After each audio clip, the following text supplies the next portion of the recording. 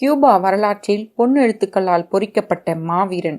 அடிமைப்பட்டு கிடக்கும் ஒவ்வொரு நாடும் என் தாய்நாடு. அவர்களுக்கு எனது போராட்டம் தேவையாக இருக்கிறது. எனக்கு வேர்கள் கிடையாது, கால்கள் தான். அடிமைத்தனம் எங்கெல்லாம் இருக்கிறதோ அங்கெல்லாம் என் கால்கள் பயணிக்கும் என்கிற வார்த்தைகளுக்கு சொந்தக்காரர். புரட்சியாளர், மருத்துவர், அரசியல்வாதி, இலக்கியவாதி என பன்முகத்தன்மை கொண்ட போராளி. நான் சாகடிக்கப்படலாம், ஆனால் ஒருபோதும் தோற்கடிக்கப்படமாட்டேன் என்பது அந்த போராளியின் வைரவதிகள். நான் ஒரு கொரில்லா போராளி, அப்படி அழைக்கப்படுவதை விரும்புகிறேன் என்று கூறிய புரட்சியாளர் சேகுவேரா, மருத்துவராக இருந்து கொரில்லா போராளிகளாக உருவெடுத்து புகழ்பெற்ற கம்யூனிஸ்ட் புரட்சியாளரான வரலாற்றை பார்க்கலாம். 1928 ஜூன் 14 அர்ஜென்டினா மாகாணத்தில் உள்ள ரொசாரியா என்னும் இடத்தில் எர்னெஸ்டோ குவாரா லிஞ்ச், சிசிலியா டெலசர்னா தம்பதிகளுக்கு மூத்த மகனாக பிறந்தார் சேகுவேரா. சேகுவேராவிற்கு பெற்றோர் வைத்த பெயர் எர்னெஸ்டோ குவாரா டெலசர்னா. இவர் மீது தாய் தந்தையர் அளவு கடந்த பாசம் வைத்திருந்தார்கள். இதனாலேயே தங்கள் பெயர்களை இணைத்து எர்னெஸ்டோ குவாரா டெலசர்னா என பெயர் சூட்டினர். இவரை வீட்டில் செல்லமாக பேட்டி என்று அழைத்தனர் அவருடைய பெற்றோர். அப்போது அவர்களுக்கு தெரியவில்லை தங்கள் மகன் வரலாற்றில் வேறு பெயரில் பதிவாக போகிறான் என்று. இவர் ஒரு இடதுசாரி குடும்பத்தைச் சேர்ந்தவர். சேகுவேராவின் குடும்பம் சொந்தமாக தேயிலை, மூலிகை பண்ணைகளை வைத்து இருக்கும் அளவிற்கு பெரிய குடும்பம். எனவே அவரின் இளமை பருவம் மிகச் சிறப்பான வகையிலேயே அமைந்தது. சேவின் தாயார் நீச்சலில் ஈடுபாடு கொண்டவர். சேகுவேராவிற்கு 2 வயதாக இருக்கும்போது அவரை காலை பொழுதில் நதிக்கு அழைத்துச் சென்று நீராட வைப்பாராம். இதன் காரணமாகவே அவருக்கு நுரையீரலில் நிமோனியா நோய் தாக்கி ஆஸ்துமா ஏற்பட்டது. இந்நோய் சேகுவேராவின் வாழ்நாள் முழுவதும் பாதித்து கொண்டேதான் இருந்தது. இருப்பினும் சேகுவேரா விளையாட்டுகளில் சிறந்து விளங்கினார். அவர் ஒரு சிறந்த ரக்பி விளையாட்டு வீரர். இவரின் தாக்குதல் பாணி, விளையாட்டு காரணமாக இவரை பூசர் என்னும் பட்ட பெயரிட்டு அழைத்தனர். அது மட்டுமில்லாமல் சேகுவேரா அரிதாகவே குளிப்பார் என்பதால் சாங்கோ என்ற பட்டப்பெயரும் உண்டு. இதற்கு பன்றி என்பது பொருள். தனது தந்தையிடம் சதுரங்க விளையாட்டை பழகிய சேகுவேரா தனது 12வது வயதிலிருந்தே உள்ளூர் விளையாட்டுகளில் கலந்து கொள்வாராம். ரக்பியும் அவருக்கு பிடித்தமான மற்றொரு விளையாட்டான சதுரங்கமும் எதிரிகளை வீழ்த்தும் தந்திரங்களை கொண்டிருந்தது. ஆச்சரியமான ஒன்று. பிற்காலத்தில் போர்க்களத்துக்கு தேவையான மன இயக்கத்தை சிறு வயதிலிருந்தே அவருக்கே தெரியாமல் அவருக்கான சூழல்கள் உருவாக்கி தந்திருக்கின்றன. வாழ்நாள் முழுவதும் இவர் கவிதைகளின் மீது ஆர்வம் கொண்டிருந்தார். அப்போதே கவிதை எழுதுவதில் ஆர்வமுடையவராக இருந்தார். வளரிளம் பருவத்தில் பாப்லோ நெருடாவின் வார்த்தை அலைகள் சேவின் இதயத்தை மிகவும் பரவசப்படுத்தின. நெருடாவின் பெரும்பாலான கவிதைகளை மனப்பாடமாக ஒப்பிக்கும் அளவுக்கு ஈடுபாடு. சேகுவேரா புத்தகத்தின் மீது வைத்திருந்த காதலை வெளிப்படுத்தும் வகையில் தனது வீட்டில் 3000க்கும் மேற்பட்ட புத்தகங்களை வைத்திருந்தார். தொழுநோய் பரவி கொண்டிருந்த காலம் அது. 1948 போனஸ் அயர்ஸ் பல்கலைக்கழகத்தில் மருத்துவம் படிக்கச் சேர்ந்தார் சேகுவேரா. ஆனால் 1951 ஓராண்டு விடுப்பு எடுத்துக்கொண்டு அவரது நண்பர் ஆல்பர்டோ கரனடோவுடன் சேர்ந்து தொழுநோய்க்கு தன்னால் மருந்து கண்டுபிடிக்க முடியுமா என எண்ணி தனது ஈருருளியை எடுத்துக்கொண்டு தென் அமெரிக்கா, அமேசான் முழுவதும் சுற்றி திரிந்தார்.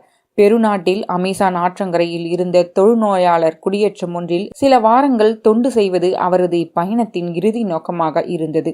தொழுநோயாளிகளின் தங்கும் இடங்களை தேடி தேடிச் சென்று அவர்களின் தோளில் கை போட்டு உண்டு உறங்கி கால்பந்தாடிய சேவின் உள்ளத்தில் பலவிதமான போராட்டங்கள். தொழுநோயாளர்களிடம் அவர் காட்டிய பரிவு மற்ற மனிதர்களிடம் இருந்து அவரை பிரித்து காட்டியது. இந்த பயணத்தின் போது அவர் எடுத்த குறிப்புகளை பயன்படுத்தி மோட்டார் ஈருருளி குறிப்புகள் என்னும் தலைப்பில் உடன் பயணித்த கிரனடோவால் எழுதப்பட்ட புத்தகம் உலக பிரபலம் பெற்றது. இந்த புத்தகத்தை அடிப்படையாக வைத்து பின்னர் 2004 இதே பெயரில் எடுக்கப்பட்ட திரைப்படம் பல விருதுகளையும் பெற்றது. இந்நூல் பின் நாட்களில் நியூயார்க் டைம்ஸின் அதிக விற்பனை செய்யப்பட்ட நூலாகவும் தேர்வு செய்யப்பட்டது. அங்கு அவர் பார்த்த ஒரு காட்சி சேகுவேராவின் புரட்சி பாதைக்கு வித்திட்டது. அமெரிக்கர்களின் ஆளுமைதான் அது. அப்போதிலிருந்து சேகுவேரா புரட்சியில் ஈடுபட தொடங்கினார். அதன் பிறகு அர்ஜென்டினா திரும்பி வந்து 1953 ஜூன் மாதம் கல்லூரி படிப்பை முடித்து மருத்துவர் பட்டம் பெற்றார். சேவின் வாழ்வை முழுவதுமாக புரட்டி போட்ட பயணம் அது. இதுவரையும் அவரின் மேல் புரட்சியின் எந்த சிறு நிழலும் விழுந்திருக்கவில்லை. புத்தக வாசிப்பு, நண்பர்கள், விளையாட்டு என அவரது உலகம் உல்லாசமாக இருந்தது. ஆனால் இந்த பயணம் அவருக்கு பல படிப்பினைகளை தந்தது. தென் அமெரிக்க கண்டம் முழுவதும் மக்களின் ஏழ்மை, அறியாமை, அடக்குமுறை, வாக்குரிமை பறிப்பு, வர்க்க வேறுபாடுகளுக்கு காரணமாக அமெரிக்காவும் அவர்களது CIA உளவு நிறுவனமும் செயல்படுவதை அறிந்தார். லத்தீன் அமெரிக்க நாடுகளில் சமூக பொருளாதார ஏற்றத்தாழ்வுகள் அனைத்துக்கும் வாஷிங்டனும் அதன் முதலாளித்துவம் மட்டுமே காரணம் என்பதை கண்டறிந்தார். இந்த பிரச்சனைகளுக்கு தீர்வாக மார்க்சியம் அவர் சிந்தனையில் தோன்றியது. 1953ஆம் ஆண்டு மீண்டும் தன் பயணத்தை தொடங்கினார். இம்முறை Bolivia, Peru, Ecuador, Panama, Costa Rica, Nicaragua, El Salvador, Honduras ஆகிய நாடுகளுக்கு சென்றார். அதே ஆண்டு டிசம்பரில் சேகுவேரா குவாதமாலாவுக்கு சென்றார். அங்கே மக்களாட்சி அடிப்படையில் தேர்வு செய்யப்பட்ட அரசாங்கம் ஒன்றுக்கு தலைமை தாங்கிய குடியரசுத் தலைவர் ஜாக்கோபோ ஆர்பன்ஸ் குஸ்மான் என்பவர் நில சீர்திருத்தங்களின் மூலமும் பிற நடவடிக்கைகளாலும் பெருந்தோட்ட முறையை ஒழிப்பதற்கு முயன்று கொண்டிருந்தார். உண்மையான புரட்சியாளனாக ஆவதற்கு தேவையான அனுபவங்களை பெற்றுக்கொள்ளும் நோக்குடன் குவேரா குவாத்தமாலாவிலேயே தங்கிவிட முடிவு செய்தார். ஏற்கனவே அவருக்குள் உருவாக்கியிருந்த அமெரிக்கா மீதான கோபத்தை குவேதமாலாவின் அரசியல் சூழல் அதிகப்படுத்தியது. குவேதமாலா கம்யூனிஸ்ட் ஆதரவு அரசை கவிழ்க்க அமெரிக்கா தன் CIA மூலமாக தீவிரமாக செயல்பட்ட தருணம் அது.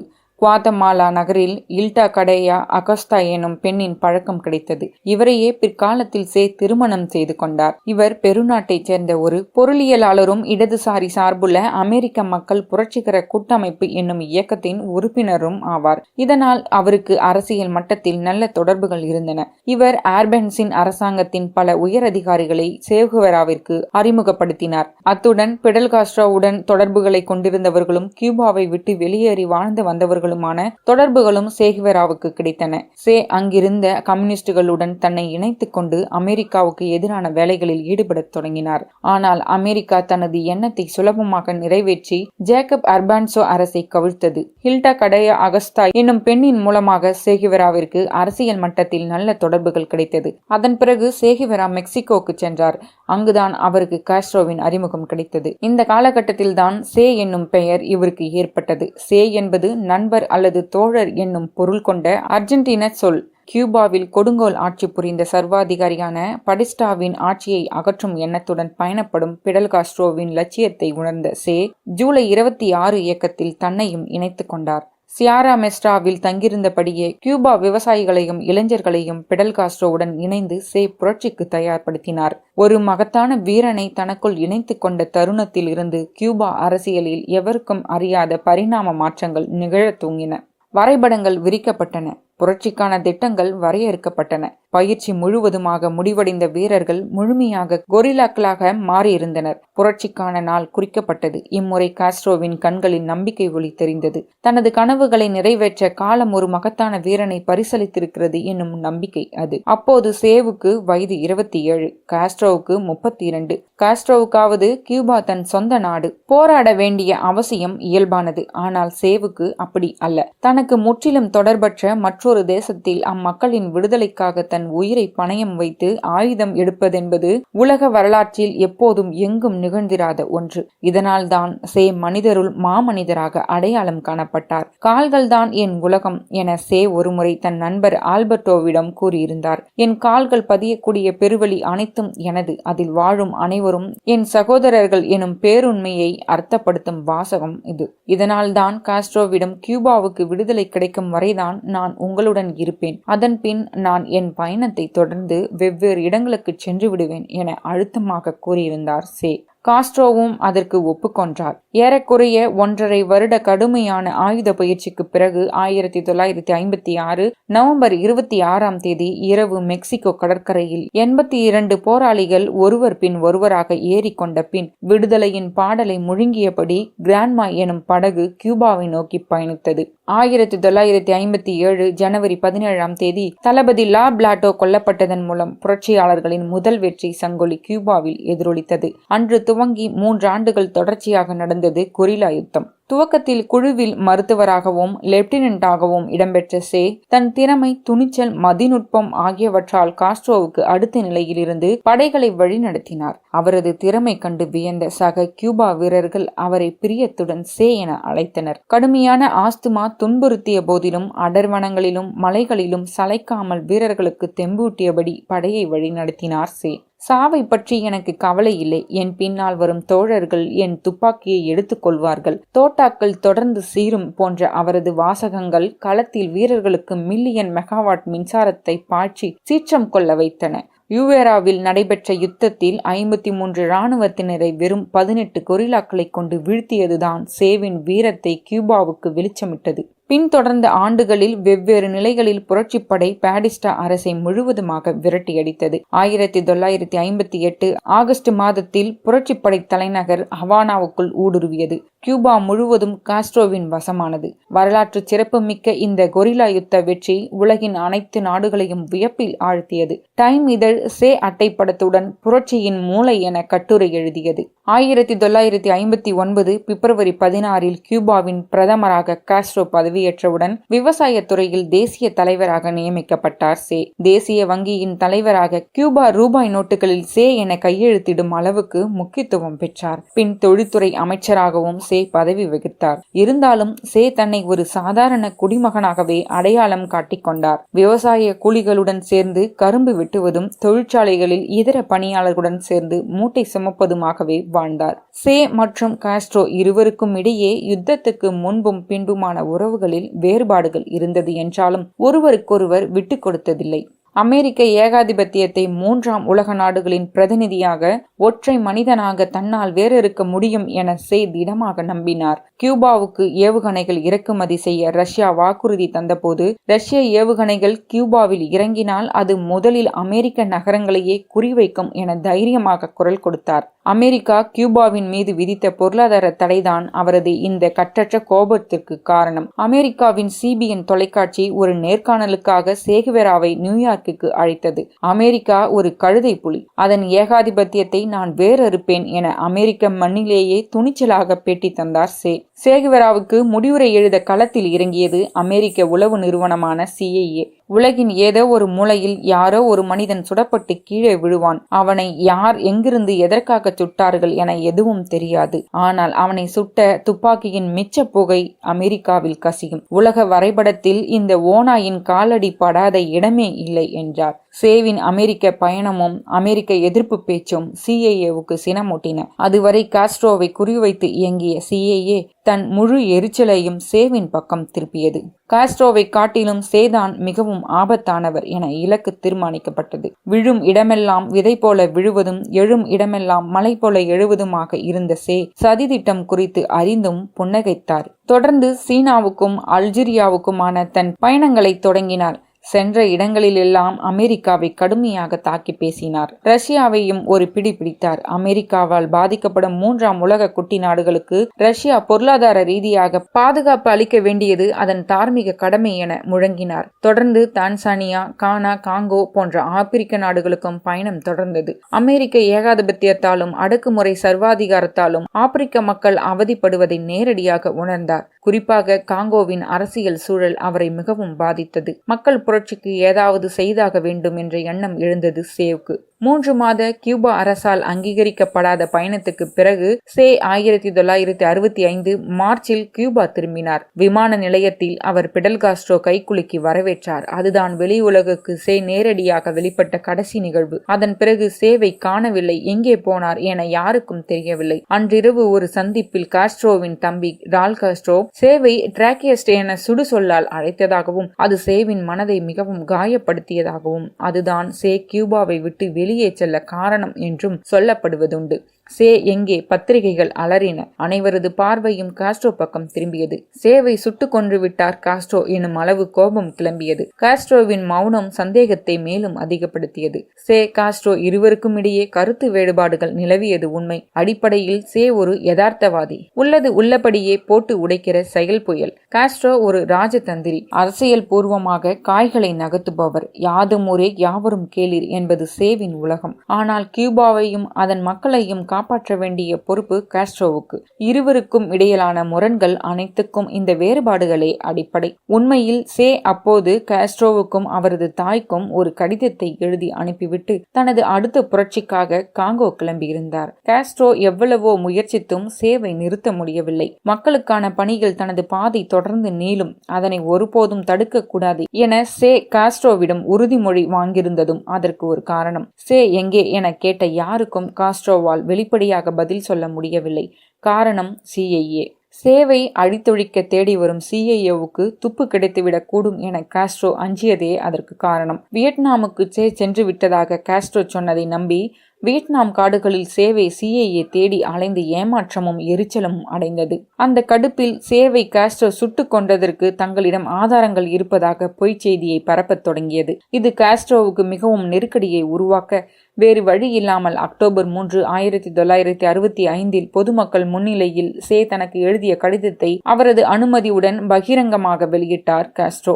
கடிதத்தில் கியூபாவை விட்டு தான் வெளியேறியதற்கான காரணத்தையும் காங்கோ புரட்சிக்கு செல்வதையும் குறிப்பிட்டிருந்தார்.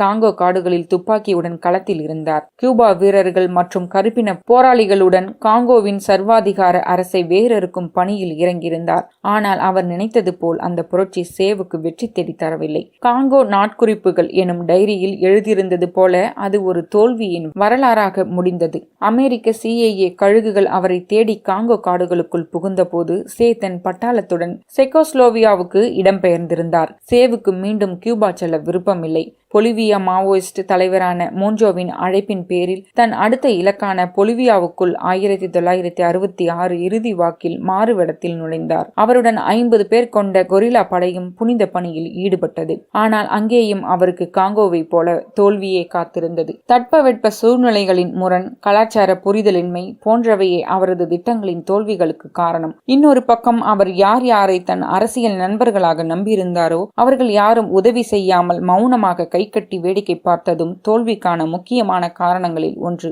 இந்த மனவேதனையுடன் ஆஸ்துமாவும் சேர்ந்து சேவை வாட்டி வாதித்தது. போதிய வீரர்கள் இல்லாதது மற்றும் உணவின்மை போன்ற பிரச்சனைகளுடன் காடுகளில் அலைந்தார். CIA பொலிவியாவுக்குள்ளும் புகுந்தது. பெலிக்ஸ் ரோட்ரிக்ஸ் என்பவர் தலைமையில் வேட்டையாடத் தொடங்கியது. 1967 அக்டோபர் 8 தென் அமெரிக்க சரித்திரத்தில் ஓர் இருண்ட தினம். காலை 10:30 யூரோ கணவாயை 6 கொரில்லா வீரர்களுடன் கடந்து செல்கிறார். வழியில் தென்பட்ட ஆடு மேய்க்கும் பெண்ணின் மேல் பரிதாபப்பட்டு 50 பெசோக்களை பரிசாக தருகிறார்.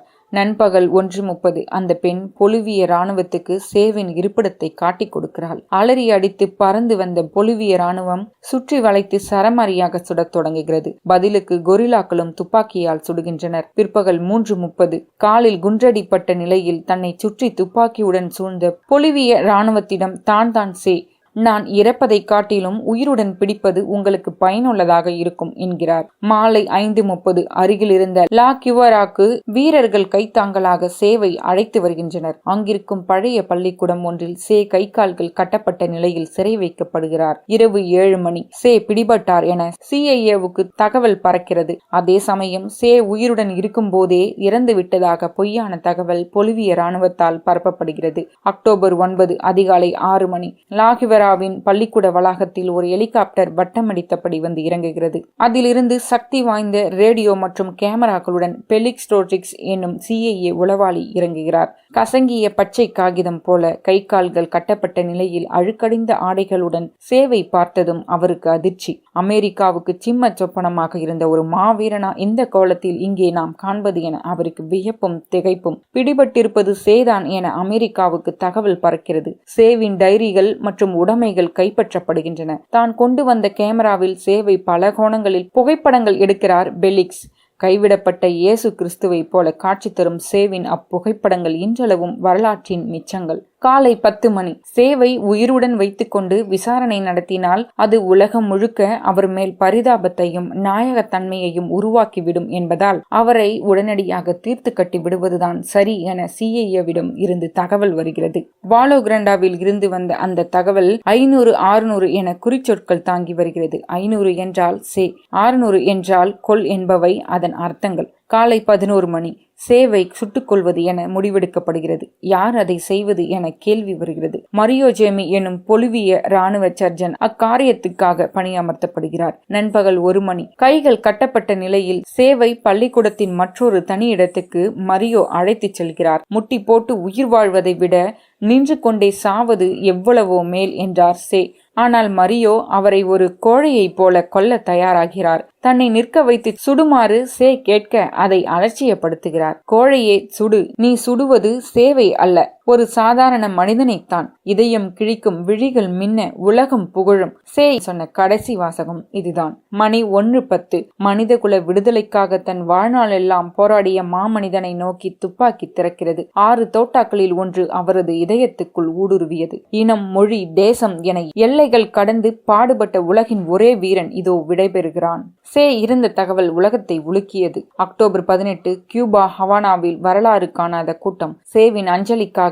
காஸ்ட்ரோவின் தலைமையில் கூடியிருந்தது. அவர்கள் முன் தலைமை உரையாற்றுகிறார் காஸ்ட்ரோ. வரலாற்றின் மகத்தான பக்கங்களில் இடம்பெற்றுவிட்ட சே நம் காலத்தின் ஒப்பற்ற தலைவர். கியூபா மக்கள் அந்த மகத்தான தலைவனை முன்மாதிரியாக கொண்டு செயல்பட வேண்டும் என வேண்டுகோள் விடுக்கிறார். இறந்தபோது சேவுக்கு வயது 40. உலகம் முழுக்க சேவின் புகழ் இன்னும் பரவியது. உலகின் அனைத்து இதழ்களிலும் சே குறித்து கட்டுரைகள் எழுதப்பட்டன. உலகின் பெரும் கவிகளான ஆக்டோவியா பாஸ், அலியா கொட்சார் போன்றவர்கள் சே குறித்து கவிதைகள் எழுதினர். பிரெஞ்சு அறிஞர் யான் போல் சார்த்தர் பூமியில் வந்து போன முழுமையான மாமனிதர் சே என மகுடம் சூட்டினார். நிகரகுவாவில் புரட்சி ஏற்பட்டு குவேராயிசம் எனும் கொள்கை கொண்ட சாண்டினிஸ்டாஸ் அரசு ஆட்சியை கைப்பற்றியது. அதன் வெற்றி ஊர்வலத்தின் போது இயேசுவை போன்ற சேவின் உருவம் கொண்ட அட்டைகளை அனைவரும் தாங்கி பிடித்திருந்தனர். கியூபா அரசாங்கம் சேவின் நினைவை தொடர்ந்து சமூகத்தின் ஞாபகத்தில் பதிய வைக்கும் விதமாக தனது கட்டடங்கள் மற்றும் பூங்காக்களில் சித்திரங்களாகவும் சிலைகளாகவும் பல்வேறு உருவ வேலைப்பாடுகளாகவும் நிர்மாணித்து பெருமைப்படுத்தியது.